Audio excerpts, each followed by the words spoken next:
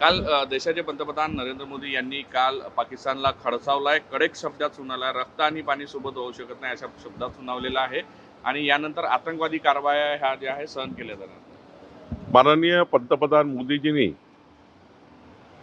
संपूर्ण भारताची मान जगामध्ये आज सशक्त भारत म्हणून उंच केली आहे। पाकिस्तानने ज्या पद्धतीने पहलगाममध्ये आमच्या 28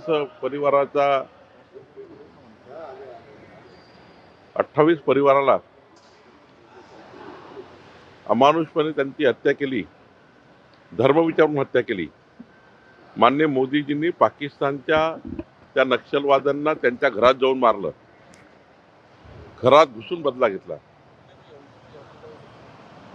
आणि आता माननीय मोदीजींनी पाकिस्तानला कडक निर्बंध लावले आणि आता तर मोदीजींनी असं म्हटलं, एक जरी नक्षलवादी कारवाई झाली त्याला युद्ध समजण्यात येईल। आणि संपूर्ण जगाला मोदीजींनी एक भारत किती बलशाली आहे, आमचा भारत काय करू शकतो। अब तो ट्रेलरचा पिक्चर बाकी आहे। यानंतर या देशाशी कोणी बदमाशी करेल, बेईमानी करेल, या देशाची कोणी छळेल, हा देश बदला घेतल्याशिवाय राहणार नाही, आमची सेना बदला घेतल्याशिवाय राहणार नाही।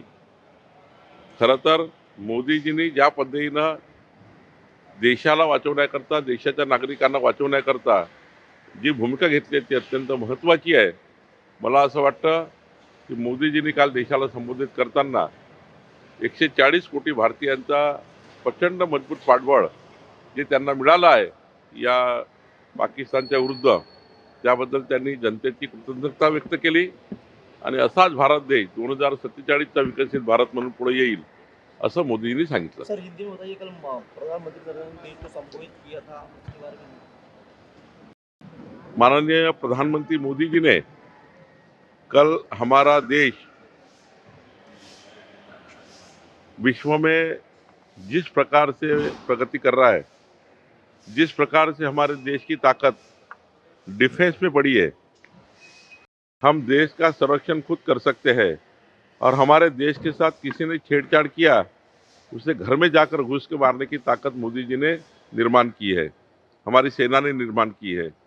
जिस प्रकार से पहलगाम में हमला हुआ था, हमारे वहाँ के नागरिकों को मारा गया था, मोदी जी ने पाकिस्तान में उनके घर में जाकर उस नक्सलवादी को ख़त्म किया और कहा कि कोई भी नक्सलाइट जो मूवमेंट होगा वो वार की तरफ से लड़ा जाएगा। अब नक्सलाइट मूवमेंट अगर इस महाराष्ट्र देश में होगा, हम वार के रूप में उसे घर के घुस के मारेंगे।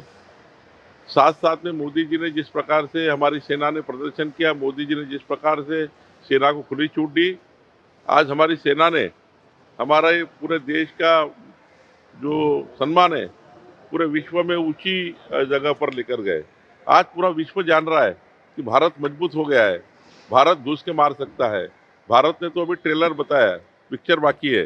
भारत देश विश्व में एक ऐसी बलशाली शक्ति है कि सारे लोग भारत से डरने लगे हैं। और मुझे लगता है हमने डरने के लिए कुछ नहीं किया है, हमारे देश से जो भी छेड़छाड़ करेगा उसको हम पूरी तरह से निपटेंगे, ये मोदी जी ने कहा है। 140 करोड़ भारतीयों का समर्थन माननीय प्रधानमंत्री को जिस प्रकार से मिला है, ये समर्थन के लिए उन्होंने कृतज्ञता व्यक्त की है। मुझे लगता है आगे मोदी जी के और कड़े कदम होंगे, आगे इस देश को मजबूत करने का उनका प्रयास होगा और 21वीं सदी का भारत विकसित भारत होगा, यही मोदी जी ने कहा है। राज ठाकरेंची भेट